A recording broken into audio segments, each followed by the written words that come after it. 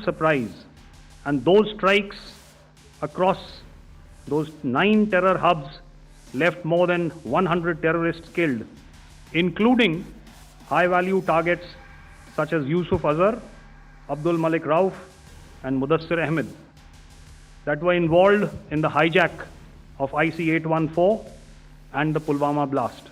भारत और पाकिस्तान के बीच युद्ध विराम जारी है, लेकिन पाकिस्तान के तमाम झूठे दावों को लेकर भारत की तीनों सेनाओं के डीजी ऑपरेशंस ने प्रेस कॉन्फ्रेंस कर ऑपरेशन सिंदूर का पूरा ब्यौरा सामने रखा। इस दौरान भारतीय सेना की तरफ से कहा गया कि सेना ने आतंकियों के ठिकानों पर सटीक हमला कर पहलगाम आतंकी हमले का जवाब दिया।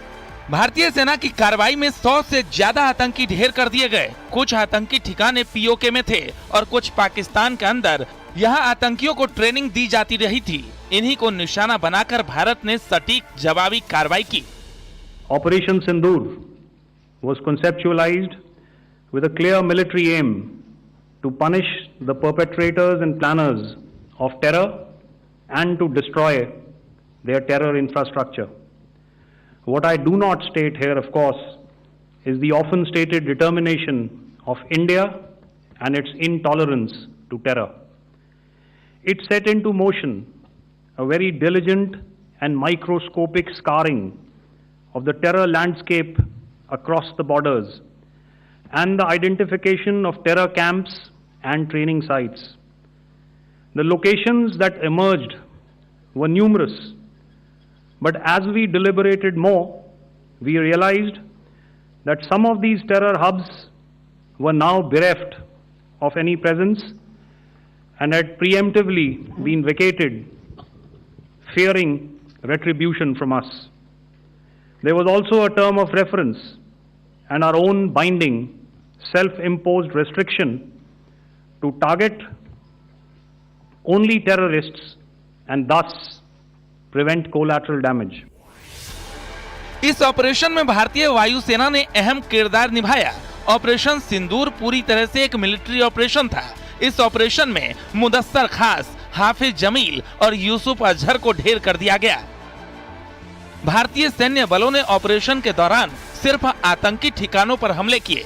इस दौरान पाकिस्तान में भारतीय हमले के दौरान हुए इंपैक्ट पॉइंट्स को भी दिखाया गया, जिसमें हमले से पहले और हमले के बाद नुकसान की तस्वीरें शामिल की गई। Please have a look at this red building, the series of buildings out here,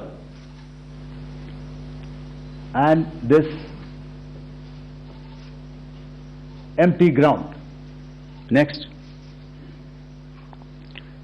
If you relate, the empty ground is here, and you see this is the first weapon that is impacting. This is the impact point number 1 on Murid K training camp with our precision guided weapons on early morning 7th.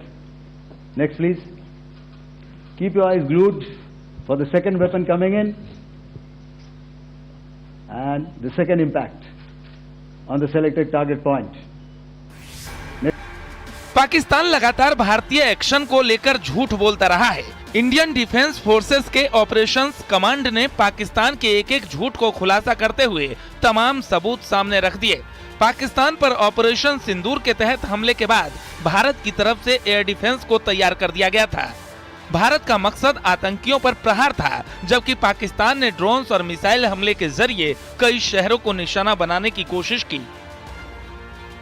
The Pakistan Army has reported to have lost approximately 35 to 40 personnel in artillery and small arms firing on the line of control between the 7th and the 10th of May. Bharat ने न सिर्फ पाकिस्तानी झूठ का पर्दाफाश कर दिया, बल्कि operation सिंदूर के जरिए कैसे पाकिस्तानी डिफेंस सिस्टम की कमजोरी उजागर हुई, ये दुनिया ने देखा। अब भारत ने सबूतों के साथ एक एक हमले की तस्वीर सामने रख दी है। Bureau report, news 18।